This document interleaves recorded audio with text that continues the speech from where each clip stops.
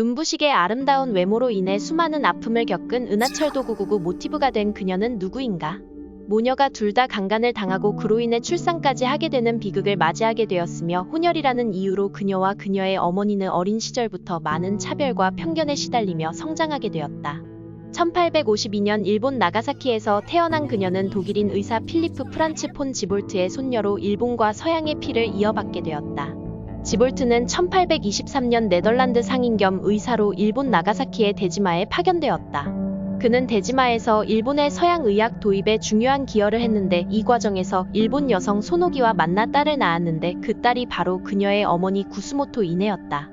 지볼트는 당시 일본의 봉건적이고 폐쇄적인 상황에서 서양 의학을 전파하려 했으며 이 과정에서 소노기와의 관계가 형성되었던 것이다.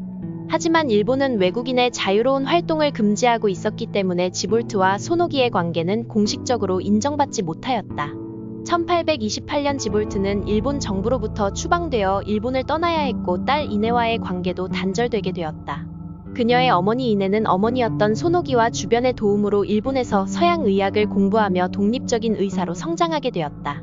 하지만 이네는 성장하면서 자신의 외모가 일본인과 달라 차별을 당한다는 것을 자각하였고 결혼을 포기하고 의사로서의 길을 가는 것만 생각하게 되었다. 아버지였던 지볼트의 문화생 이시이 소나기 밑에서 몇 년간 상과 수련을 하게 되었는데 수련 중 스승이었던 이시이 소나기로부터 강간을 당하고 임신까지 하게 되었다. 이시이 소나기는 이미 결혼을 하여 아내와 자식이 있는 상태였고 절망적인 상태였던 이네는 고향으로 돌아가 주인공 구스모토 타카코를 낳게 되었다. 이네는 어쩌다 태어난 딸 타카코를 친모 소노기에게 맡기고 의사생활을 하게 되었다. 1859년 일본이 서양 문물을 적극적으로 받아들이기 시작하면서 지볼트는 일본에 돌아올 수 있는 기회를 얻게 되었다. 그는 자신의 딸 이네를 찾아갔고 손녀인 다카코와도 만나는 감격적인 순간을 맞이하게 되었지만 또다시 일본에서 추방을 당하게 되었다.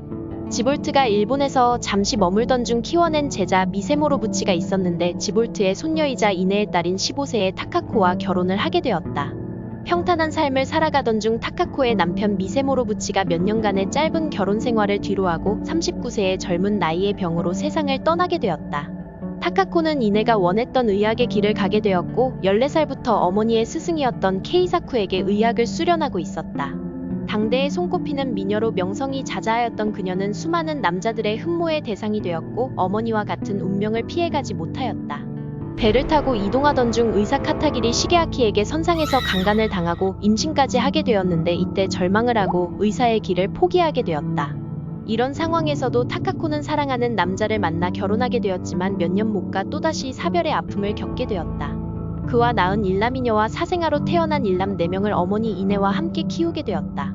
타카코는 어린 시절 할머니 소노기에게 배웠던 춤과 노래로 게이샤 일을 하였으며 어머니 이네는 인정받는 상과 의사가 되었고 나중에는 개업 일을 하다가 은퇴하게 되었다.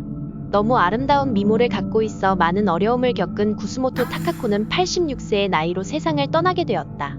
시간이 흐르고 은하철도 999 작가는 아름다운 그녀를 모티브로 만화 주인공을 만들게 되었다.